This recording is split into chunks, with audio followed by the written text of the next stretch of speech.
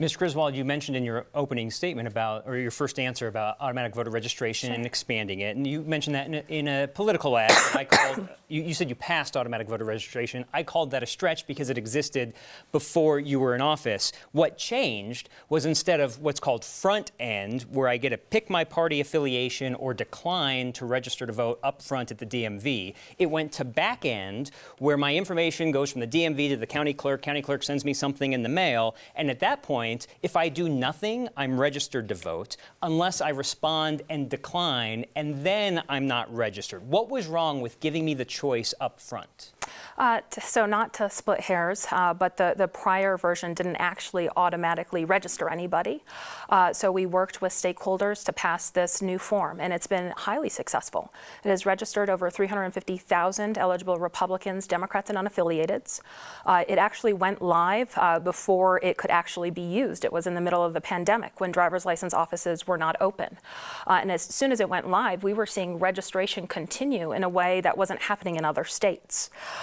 It's been so successful that the New York Times actually, in their rankings, increased our ranking to accessibility of registering to vote from 12 to 5. On top of that, it increases our security of the voter rolls because as people move, their ballots follow them to their new addresses. So I'm going to ask what was wrong with the front end approach with a different example, because I reported on a duplex in Weld County where there were 200 plus people registered to vote at the same place, but it turns out it was nothing nefarious. It was a driving school, a truck driving school. People from out of state came in. They needed to get a Colorado driver's license to get a trucking license. Yeah. So that's where they registered to vote. But then this thing comes in the mail. They're already back in their home state. They never send it back, so they're automatically registered as an unaffiliated voter. That seems to bloat the voter registration rolls, including some of those 350,000. So why is it helpful to bloat the rolls, and what was wrong with giving me the choice up front at the DMV to say, nope, I don't want to be registered?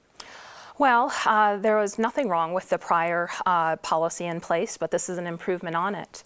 And that issue you're referring to isn't an actual issue with automatic voter registration. That was an issue with a commercial driver's license office business using one address to erroneously register people for their driver's license. I don't have oversight over that. Of course, we, as you probably know, reported that to the Department of Revenue. So that's not a problem with automatic voter registration itself.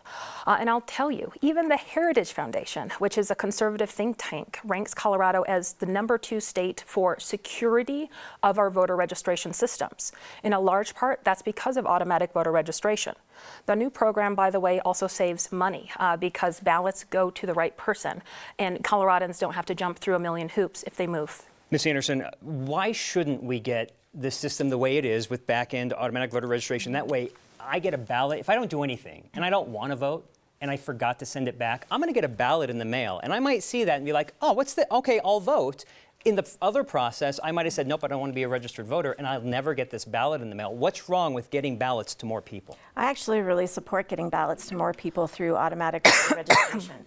The thing that's wrong for Colorado is when we implemented it in 2018 under Wayne Williams on the opt-out, it was to create more efficiencies and make it easier for people versus bureaucratic government. I support that. What I do oppose is leaving the Colorado tradition of ignoring the issues that we see. They're not numerous, but they do erode confidence. If you forward an issue as a county clerk, like Weld County did, within a week of the 2019 bill, and nothing happens.